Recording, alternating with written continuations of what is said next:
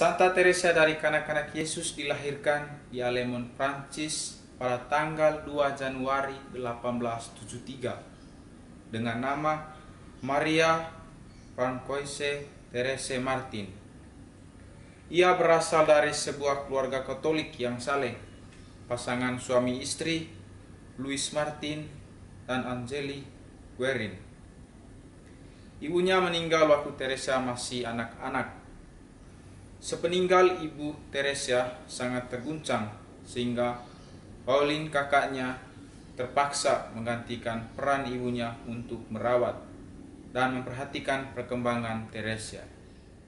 Teresa sangat disayangi oleh ayahnya dan mendapat berbagai julukan seperti Teresa kecil atau Ratu Kecil. Tahun 1881 sampai 1885, Teresa bersekolah di sekolah suster-suster Benediktin. Ia tumbuh menjadi seorang gadis kecil yang sangat perasa dan cepat menangis hingga kurang akrab dengan teman-teman sekolahnya. Sifat perasaan Unu semakin menjadi-jadi ketika Pauline kakak perempuannya masuk biara Karmel di Lisieux tahun 1882. Teresa jatuh sakit karena keberangkatan kakaknya itu. Namun ia disembuhkan secara ajaib saat kakak-kakaknya berlutut dan berdoa di samping tempat tidur untuk kesembuhannya. Penyakitnya hilang seketika meskipun sifat perasaannya masih ada. Sifat perasa itu baru hilang setelah dinasihati oleh ayahnya pada perayaan Natal 1886. Semenjak itu, ia sadar akan sifat buruknya yang manja dan mudah tersinggung itu.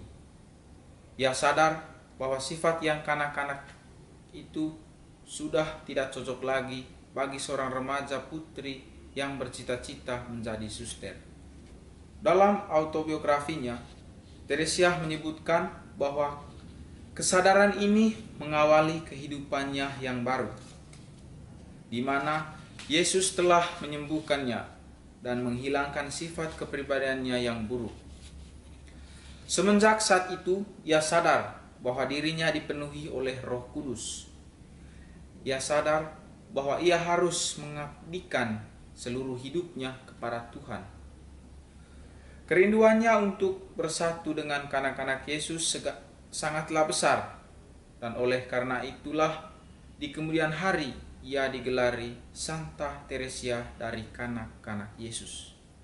Kepada Yesus, ia berjanji tidak akan pernah segan untuk melakukan apa saja yang dikehendaki Tuhan darinya. Betapa bahagia hati Teresa ketika pada umur 12 tahun, ia boleh menyambut komuni untuk pertama kalinya. Di hadapan sebuah salib, ia berjanji, Yesus di kayu salib yang haus, saya akan memberikan air kepadamu. Saya bersedia menderita sedapat mungkin agar banyak orang berdosa yang bertobat. Pada umur 15 tahun saat berziarah ke Roma bersama ayahnya, Teresa dengan meminta izin khusus dari Bapa Suci agar ia diperkenankan menjadi biarawati. Permintaannya dikabulkan dan ia masuk diterima di lingkungan biara Karmelit di Lisieux, Prancis. 9 tahun lamanya ia hidup sebagai suster biasa, dan sebagaimana biasanya seorang suster muda, ia setiap hari melakukan tugas dan doa harian.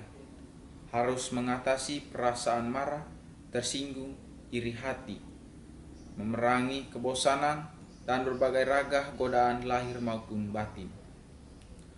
Untuk mencapai kesempurnaan hidup, ia memilih jalan sederhana.